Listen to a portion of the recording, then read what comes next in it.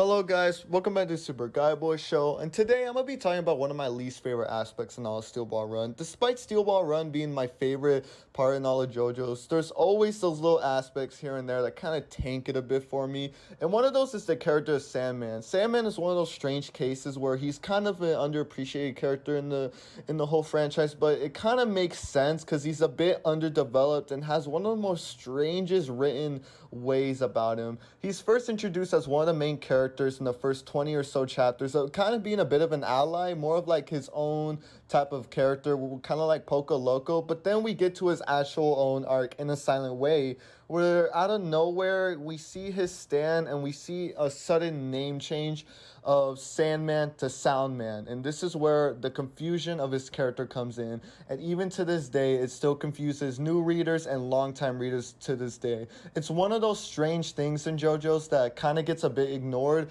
mostly because it's just such a strange topic to get into. But today I want to do my own video about what my own interpretation and kind of like why this little aspect is, and it's just a quick video on this little strange topic about the strange case of that is Sandman's real name. Now, before I get to explain Sandman's sudden name change, let me get to explain one of the more accepted theories about this topic, and that's the D4C theory. Now, this D4C theory basically goes is that basically Soundman isn't the same as Sandman, but in fact he's from an alternative world, which would explain his sudden personality change, his name change, and the stand change, which I will get to in a moment. But in my opinion, this wouldn't make any sense, especially for Rocky's purpose and the story up to this point. And up to this point of the story, Funny Valentine's personality didn't get developed, and at this point, D4C would even get explained till about 20 chapters after this chapter into the story. So in my opinion, I don't see why Rocky would give this subtle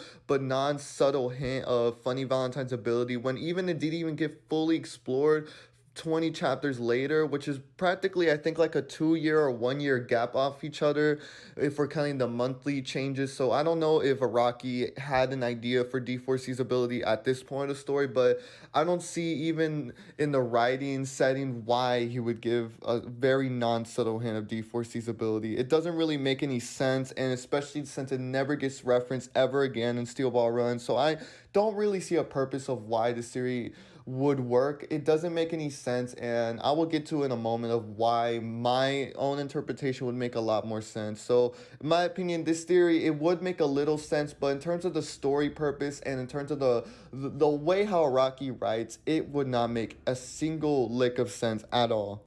Now, this is my reasoning of why Sandman's name would make a lot more sense when we're looking at the context in which he brings it in. And this seems to be this little dialogue box that people seem to forget when he brings it up. And he says that Sandman's just a mistaken name that the white people basically gave him. Now, this would make no sense to anyone else who's looking at it basically as just the two words itself, since how would basically Soundman's name be bastardized to Sandman? But in actuality, if we're looking at this point, it would make a lot more sense. I'm going to use the example of Spanish. Spanish words seem to get very bastardized a lot into the English language, and that goes for any other foreign language. A lot, especially for Spanish words or Spanish names. Take Jose, that goes to Jose, or the word Los Angeles, which was changed to Pueblo de Los Angeles, which was its original name, but it was basically bastardized to Los Angeles to be a lot more shorter and basically like that's kind of the reason of why it would make more sense. It's a bastardized name that basically makes sense in this context, since a lot of Spanish words and a lot of foreign words would not translate very well to English because of a lot of dialects or the way how English people speak their words. It would basically make no sense. So in a lot of ways, in foreign language to English language, a lot of words would have to be suddenly name changed, and this would still make a little bit no sense to, in case of those people are like, then how come Soundman and Sandman both sound so differently from each other? And this makes more sense when we're looking at the Japanese context, since Soundman and Sandman sound the name in Japanese, as they both sound like Sandoman, which is actually the name in Japanese. So it makes more sense in the Japanese idea, and I do see what Araki was going for, since in English language, a lot of foreign languages would get bastardized to lose a lot of its original meaning. And since both Soundman and Sandman are spelled so barely differently and barely sound any different from each other in Japanese, this, in my opinion, makes a lot more sense when we're looking at this context. Now, this still doesn't explain this weird idea that I'm gonna get to right now, and that is the stand. This last topic of the video is explaining the sudden stand change between Soundman and Sandman. What people seem to reference is in chapter 1 to chapter 4, when the first time we see it in chapter 1, we are shown the arm and he suddenly teleports to a completely different place. And in chapter 4, we are shown his stand ability kind of manifests as we see little arms made out of sand attacking the ticket booth guy out of the gold. And people seem to over exaggerate this sudden stand change, like as if it had a different ability and then just drastically changed to something else. In a Silent Way, his original ability is sand construction. It can create sound construction, and the first time we are actually shown its full ability is with the beehive, and we see little arms coming out of it. And this could actually be more of an explanation to the little arms in the sand in the diamond, and that actually would make a lot more sense. And people seem to just confuse this part of the ability to Diego's dinosaurs, which is not the case. And also another thing is that these chapters were written completely complete years ago. I don't think Araki would remember this little tiny ability he made for a couple chapters ago, like the first couple chapters years ago, and I don't think they're a complete stand change. People do bring up the sudden arm changes. It looks absolutely nothing like the stand.